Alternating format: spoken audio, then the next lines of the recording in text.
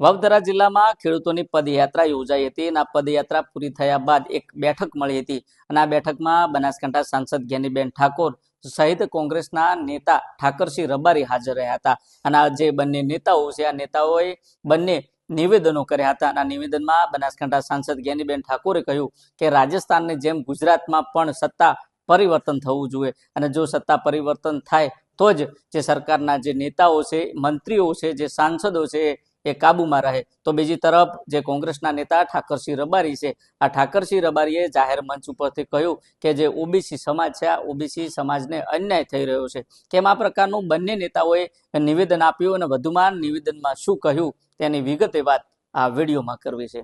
વૈષ્ણવજન તો તેને કહીએ જે પીડ પરાઈ જાનાને રે।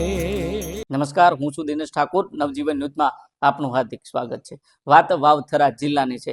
વાવથરા જિલ્લામાં ખેડૂતોની પદયાત્રા યોજાઈ હતી અને આ પદયાત્રા પૂરી થયા બાદ એક બેઠક મળી હતી અને આ બેઠકમાં મોટી સંખ્યામાં ખેડૂતો હાજર રહ્યા હતા અને બીજી તરફ બનાસકાંઠા સાંસદ જ્ઞાનીબેન ઠાકોર સહિત કોંગ્રેસના નેતા ઠાકરસિંહ રબારી હાજર રહ્યા હતા। જોકે જે બેઠક હતી આ બેઠકમાં જાહેર મંચ ઉપરથી બનાસકાંઠા સાંસદ જ્ઞાનીબેન ઠાકોરે ખેડૂતોને અપીલ કરતા કહ્યું કે રાજસ્થાનની જેમ ગુજરાતમાં પણ સત્તા પરિવર્તન થવું જોઈએ અને જો સત્તા પરિવર્તન થાય તો જ જે સરકારના જે મંત્રીઓ છે જે સાંસદો છે જે ધારાસભ્યો છે એ કાબુમાં રહે। જો કે બીજી તરફ જે રાજસ્થાન છે આ રાજસ્થાનમાં દર 5 વર્ષે એક વખત ભાજપ આવે છે તો બીજી તરફ કોંગ્રેસ આવે છે અને ભાજપ અને કોંગ્રેસ બંને વારા પરથી આવવાથી જે હિન્દુત્વ છે એ હિન્દુત્વ ખતમ થતું નથી, પરંતુ જે ગુજરાત છે આ ગુજરાતમાં માત્ર ને માત્ર હિન્દુત્વના નામે આ સરકાર મત લે છે અને રાજ કરે છે। એ પ્રકારે આ નિવેદન આપ્યું હતું। જો કે બીજી તરફ જે કોંગ્રેસના નેતા ઠાકરસિંહ રબારી છે આ ઠાકરસિંહ રબારીએ કહ્યું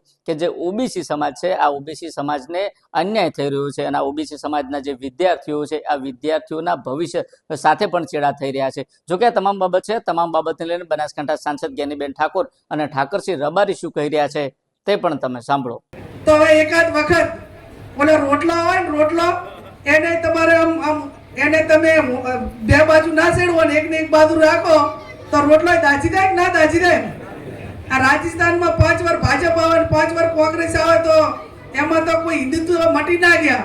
આ બાજુમાં જ છે ને તો બધાય 5 વર્ષથી બદલાય તો બે પક્ષોના આગેવાનો હોય, ધારાસભ્યો હોય, મંત્રીઓ હોય, સંસદ સભ્યો હોય એ બધા કાબુમાં આપી અને ફેલ કરી દીધો।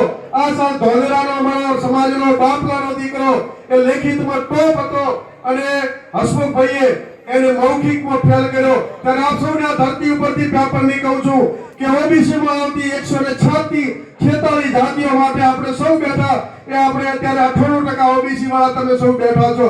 ત્યારે ઓબીસી માટે અવાજ ઉપાડી મોગીલાલ, અમરભાઈ, ગુલાબસિંહ બધાને કહું છું કે ઓબીસીના દીકરા દીકરીઓને લેખિત પરીક્ષામાં આ વિસ્તારના દીકરા દીકરીઓ પોલીસની ભરતીમાં દોડીને મેદાન પાસ કરતા એના દોડવાના ગુણ આવતા।